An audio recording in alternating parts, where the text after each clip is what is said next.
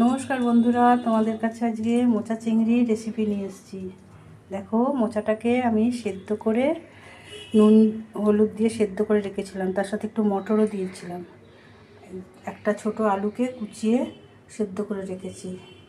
আর এদিকে চিংড়ি মাছগুলোকে ভালো করে ধুয়ে বেছে নুন হলুদ মাখিয়ে রেখেছি। আর একটা টমেটো, দুটো কাঁচা লঙ্কা আর একটু আদা পেস্ট করেছি। আর দুটো ছোট ছোট পেঁয়াজ কুচিয়ে রেখেছি। দেখো, কড়াতে ঘি দিয়েছি। এবার চিংড়ি মাছগুলো দিয়ে দিলাম।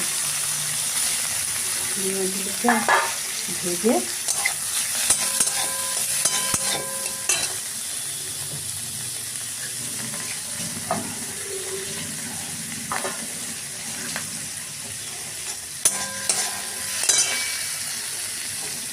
চিংড়ি মাছ দিয়ে অনেক কিছু করা যায়।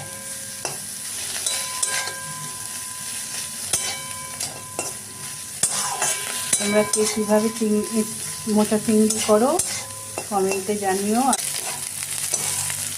দেখো বন্ধুরা, চিংড়ি মাছ পেঁয়াজটা ভাজা হয়ে গেল।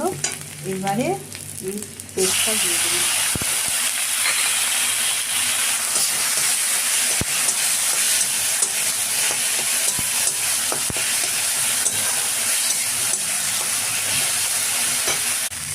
দেখো, খানিকটা কষানোর পর এবার নুন হলুদ আর চিনি মিশিয়ে দিলাম।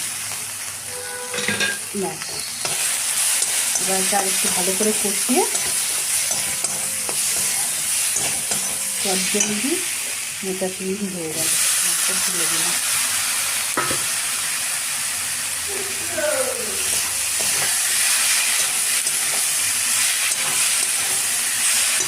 সঙ্গে চিংড়ি মাছগুলো দিয়ে দিলাম।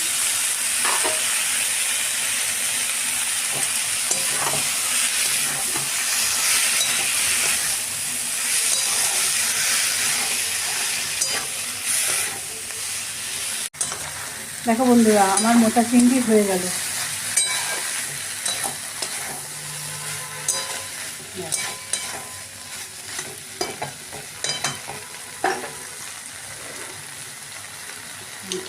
করে দিলাম।